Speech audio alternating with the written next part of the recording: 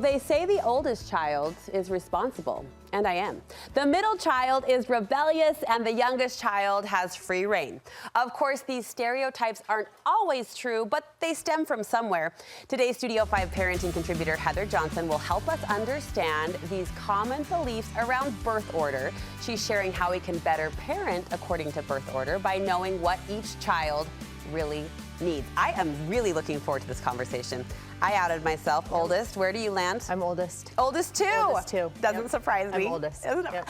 Okay, and I'm fascinated by this idea, this topic, because it does land right a lot. So you know what I mean? It's sort of fascinating as you look at families to see how they do slip in. Quickly define, what is birth order? It's just simply the order in which your children are born in your family. Yeah, just like that. And we feel that. I mean, even as you say that, I have to laugh in my head because this place that I hold in our family, I remember, you know, both of my younger brothers being married with families and us showing up at a family event and me still feeling like this was my role, like that I needed to step into it. Or, I mean, it manifests itself when I was filling their plates with food and I was like, grown man, don't need to take care of them anymore. I should pull out my phone. My sister chat thread is full of memes about, because there's a big gap in our family, but oldest, youngest, it's full of these memes that we swap back and forth. We laugh about it, we joke about it. Is there truth to it? Sure, there is. And these are character traits. So there's a couple things, we can even call them myths, we do want to make sure we talk about when it comes to birth order. The first one is this is not a medical condition and it's not a diagnosis. Are you sure? Right? A positive. This is not a medical condition. These are common traits that we exhibit according to where we're born, the place that we land. But it isn't like a diagnosis. A doctor doesn't say, because you're an oldest child, you then will be bossy or feel like you have to be an example. It doesn't work that way. Yeah. So we want to take that into consideration. There's some other myths too, that where we're born actually is more powerful than other things, and it isn't. Gender actually plays a huge role in the traits that we exhibit. Okay. Even bigger than our birth order can. How our parents raise us, right? A nature-nurture space.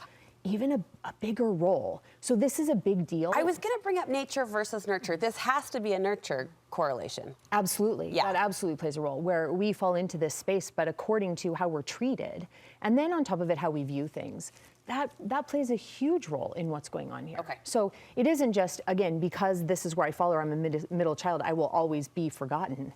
No, there are a million other things. And even our psychological birth order, which is referring to where I think I fall, meaning what I think my responsibilities are. So you could be a third child born, but if your two older siblings haven't necessarily taken an oldest child role and you have, you might consider yourself an oldest child. So psychologically you would step up. Yes, and you would step up. We also want to acknowledge that not every family has this very traditional oldest, middle, youngest. And so when you take a blended family, for example, you could have someone who's an oldest child for 12 years and then their mother remarries and that man brings in a child older than them and now they're not the oldest, right? And so there's so many factors that play into this that we want to take into consideration. Okay, acknowledged. You also want to point out and emphasize this is not a prescription. It isn't. You do not have to fulfill this role, and that acknowledges and nods to some of the negative traits that are associated with each of these birth orders. Absolutely, because even as, you know, we joke about it, I mean, we immediately go to, what do we say about an oldest child? Well, they're bossy, right? We say that a middle is forgotten. We say that a youngest is entitled or spoiled.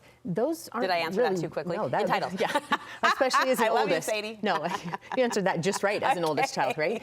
And so we don't recognize, we want to take a step back and we want to ask ourselves if we were comfortable with the way we were raised when it came to our position in our family. If you're an oldest child and you step back now raising children and you think, man, the pressure was too great, or my parents weren't aware of these things. If you were a youngest and you were very entitled, are you okay with that? It's a really good place to start as parents to take a step back and say, am I comfortable with how things looked in the family that I was raised in when it came to birth order? And what changes do I want to make so that it could potentially be a little bit healthier? Okay.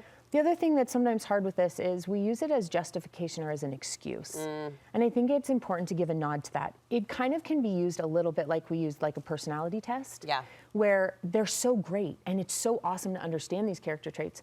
But oftentimes, you know, if our personality test says we tend to be impatient, then when we're impatient, we go, oh, well, yeah, that's just part of my personality. That's just who I am. Right. Yeah. Instead of taking a step back and saying, okay, how do I make this thing that's not so great or that's not benefiting me a strength? And we do that with birth order as parents. We look and we say, well, she's bossy or she feels like everything has to be perfect. And we go, well, she's an oldest child, so that's just fine. Instead of actually spending the time that that oldest child might need to help them not beat themselves up. So it's not they get a pass. Right. I need to look at those gap points and try to show up as a parent and help there. Absolutely. And that's the best thing we can do as parents, no matter where our children fall in birth order, is to step back. Let me throw out these birth orders, these categories, and I would love you to punch home. Do you buy into this as a parenting coach? Do you use this in how you coach and counsel parents and families? I go the other route where I want parents to look at their kids as individuals, regardless of where they fall. Okay. So for the sake of this conversation, thanks for Yes. playing along. I'm going to throw out a certain birth order, and I would love you to punch home your best piece of advice for that child's parents. Okay. So oldest child, parents of an oldest child, where can they show up, or where do they need to show up that will help serve that child best? they're going to make sure that they give that child privileges. And what I mean by that is, and this also goes along with valuing them as is, your oldest child needs to have opportunities and privileges and be valued as is. So an oldest child finds himself in this position where they always feel torn. We tend to put responsibility on them if we're not careful. We tend to, have a new baby and say, can you go get me the diaper? Can you do this? Can you manage that? There's a lot of shoulds. Right? There's a lot of your brothers and sisters are looking up to you. Those are words we say without understanding the repercussions that they potentially have on that child. The weight or the burden. The weight of it. Okay. So we want to look at them and we want to allow them to have privileges. For example, if all of our kids are supposed to go to bed and that oldest child, right, we want to let them stay up, but the youngest says, well, that's not fair. They should have to go to bed too. We tend to look at that oldest child and say, hey, will you just go to bed now too so that everyone will stop arguing? Keep everyone in line, keep the peace. Instead, give them the privilege. They're the oldest. Guess what? They are 4 years older. They can stay up an extra half hour. So give them those privileges and value them regardless of if they help, regardless of if they get good grades, regardless of if they're a good example or not. It's valuing them right where they stand when it comes to those oldest. Those poor picked on middle children. We know you. We love you. We do. What can parents do to see that child? So we are going to help them be unique. We're going to help facilitate an opportunity for that. Now, a middle child is stuck in this place where they look above them, and that's great, but they're not the oldest. Oldest tend to get a lot of attention without asking for it, right? I can see that, because you're the oldest, you get that attention. The first, you celebrate the first in big fashion. A youngest gets the attention because they beg for it, because they ask for it, because they're saying, I have to have it, right? The middle then kind of slinks off to the side and hangs out and just kind of sits unless we're really aware and we go get them. Okay. Go get that middle child and help them be unique. They will tend to pattern because they want attention, opposite of what that oldest does. If they're very responsible, it's why you can tend to see a middle be very rebellious. Oh, that's interesting. That's why they swing the other way. Either way, they need attention and they want that attention. Or the oldest being typically more obedient, aren't we? Yes. Aren't we though? The middle child can swing a little more wild, is the word we throw around. Okay. Because they're looking for attention. So don't make them go find it. Don't make them act out to go get it.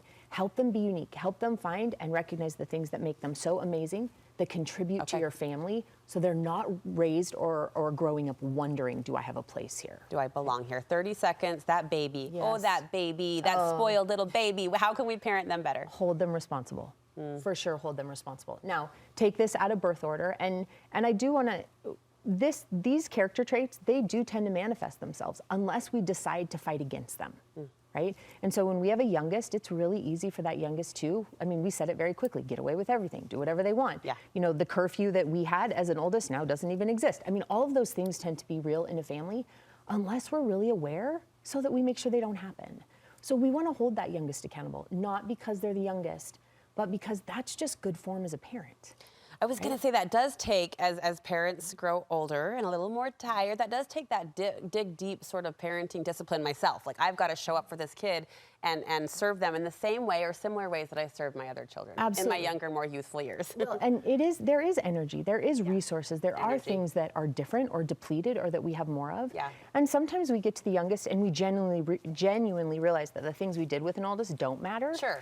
It's fine to let those ones go, right? But in those spaces where we look at them and realize that we're doing it because maybe we're tired or because the energy, we don't really want to put that in for a million reasons, we need to step back and say, wait, I need to hold them accountable because they need those skills and abilities when they're 20 and 40 and 60. They need them for their life. I really enjoyed this conversation. You responsible, obedient oldest child. Cheers. Cheers to that. Thank you, Heather. Thanks so much. To contact Heather for counseling, you can find her information on the Studio 5 website.